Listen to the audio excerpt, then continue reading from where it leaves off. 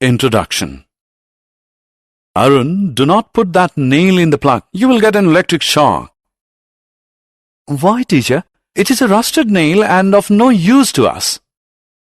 Though the nail is rusted, it is a metal, that is, a good conductor of electricity. If you put that in the plug, it will give you a shock. Oh, you saved me! Children, in this lesson we will learn about metals and non-metals, the chemical and physical properties of metals, the extracting of metals, and the corrosion of metals. Objectives. At the end of this lesson, you'll be able to describe the physical and chemical properties of metals and non-metals, identify how metals and non-metals react, explain the occurrence of metals, describe corrosion. Physical properties. Metals. You come across a lot of metals and non-metals in your day-to-day life. For example, the hammer that you use to fix nails is a metal. The nail made of iron is also a metal. Let us look at the physical properties of metals. The physical properties of metals are: physical state. Metals are solid at room temperature. For example, iron, aluminium. Only mercury is liquid metal. Good conductors of heat and electricity. Metals are good conductors of electricity as they have free electrons. For example, silver and copper are the best conductors of heat and electricity, whereas lead is the poorest conductor of heat. Malleable. Metals can withstand hammering and be made into thin sheets known as foils. For example, iron is heated and then hammered into different forms, foils, shapes, etc. Ductile. Metals can be drawn into wires. For example, 100 gm of silver can be drawn into a thin wire of about 200 meters long. Luster. Metals reflect light from their shiny surface. They can also be polished. For example, gold, silver, and copper are metals with a shiny surface and can be polished. Physical properties. Non-metals. Let us now look at the physical properties of non-metals. Physical state. Non-metals exist in as solid, liquid, or gaseous in state at room temperature. Gas, oxygen, chlorine, fluorine. Liquid, bromine, and solid, carbon. Non-malleable and non-ductile. Non-metals are brittle and cannot be rolled into wires or beaten into sheets. Poor conductors of heat and electricity. Non-metals are poor conductors of heat and electricity. Graphite, carbon, is an exception as it is a good conductor of electricity and is used in making electrodes. Luster. Non-metals have no metallic luster and do not reflect light. Did you know? Metals are solid at room temperature. The only exception is mercury, which is liquid. Mercury, the liquid metal, conducts heat and electricity as well. It is very dense. Mercury is very poisonous. Non-metals are poor conductors of electricity. However, graphite, which is a form of carbon, is a good conductor of electricity. Chemical properties of metals. Let us look at some chemical properties of metals. These properties include reactions of metals with other elements, that is, air, water, acids, and other metal salts. With air. When metals come in contact with air, they form metals oxides. There are some metals that show both basic and acidic properties. Such metals are called amphoteric oxides. With water. When metals come in contact with water, they form metal hydroxides and hydrogen. Metal make the water become a metal hydroxide solution. With acids. Metals react with dilute acids to form salts and hydrogen. This reactivity varies from metal to metal. However, when metals react with nitric acid, hydrogen gas is not formed as this acid is a strong oxidizing agent. With solutions of other metal salts. A more reactive metal displaces a less reactive metal from its salt solution. To put in simple words, If metal A displaces metal B from its solution, metal A is more reactive than B. However, not all metals are reactive. In this reaction, the copper contained in the copper sulfate is replaced by zinc. The reactivity series. Metals being arranged in the decreasing order of their reactivity is called a reactivity series. It is used to summarize information about the reactions of metals with air, acids, and water. How do metals and nonmetals react? Metal atoms have 1 to 3 electrons in the outermost shell, whereas nonmetals atoms have 4 to 8 electrons in the outermost shell. Exception. 2 exceptions to this rule: hydrogen and helium. Metals that donate electrons gain positive charge equal to the number of electrons donated, and nonmetals gain electrons and negative charge equal to the number of electrons accepted. When a metal atom donates 1, 2, or 3 electrons from its valence shell to another nonmetal atom that has the ability to accept these electrons, it is known as electrovalency. As a result of this, both these atoms form the structure of an inert gas.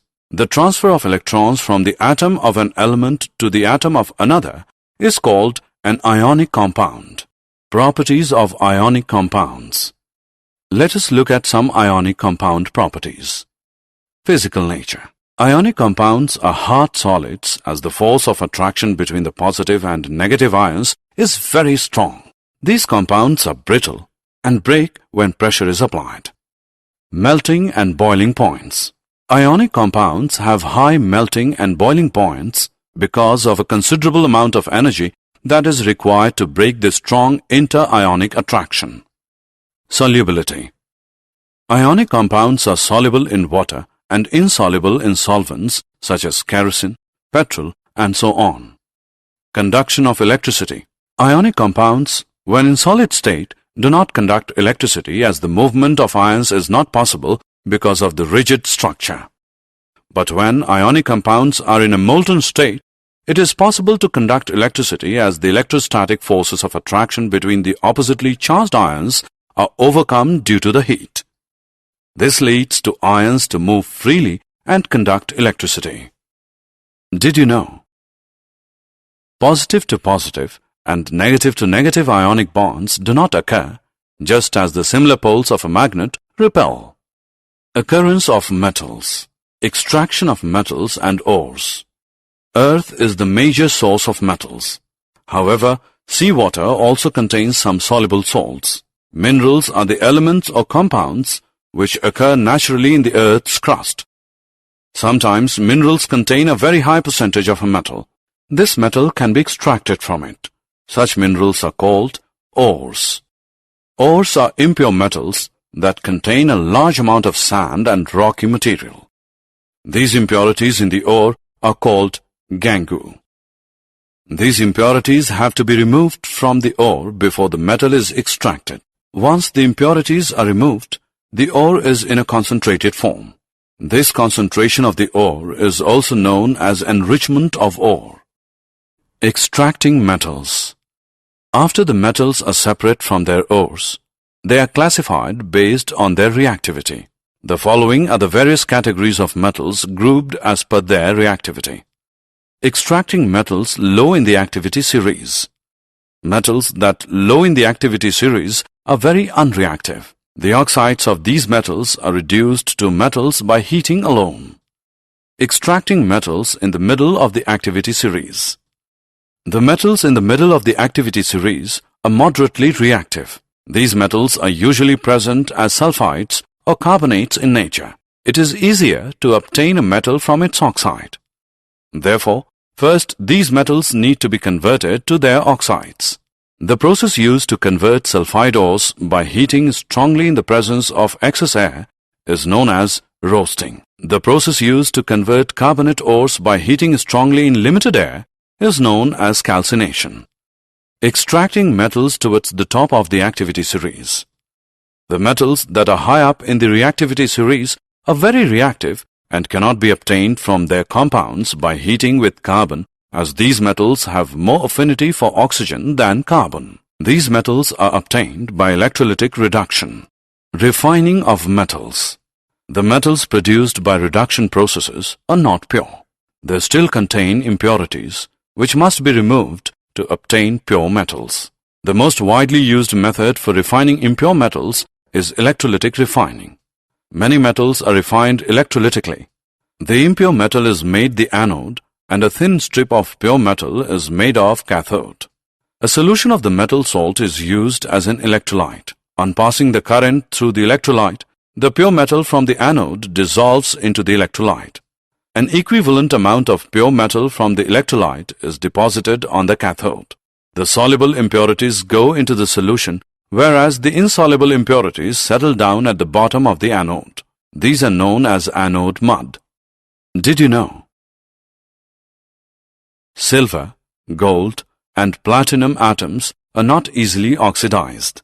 So, silver, gold, and platinum simply fall from the anode to the bottom of the tank, where they can be scrapped up after the electrolytic refining process is complete. Corrosion. Metals that are chemically active get corroded in the presence of a moist atmosphere. Corrosion is an oxidation reaction with atmospheric oxygen in the presence of water on the surface of a metal. For example, iron and aluminium corrode. However, non-reactive metals like gold, platinum, mercury do not corrode. There are 3 ways to prevent corrosion. Sacrificial protection, where the more reactive protecting metal is oxidized away, leaving the protected metal intact.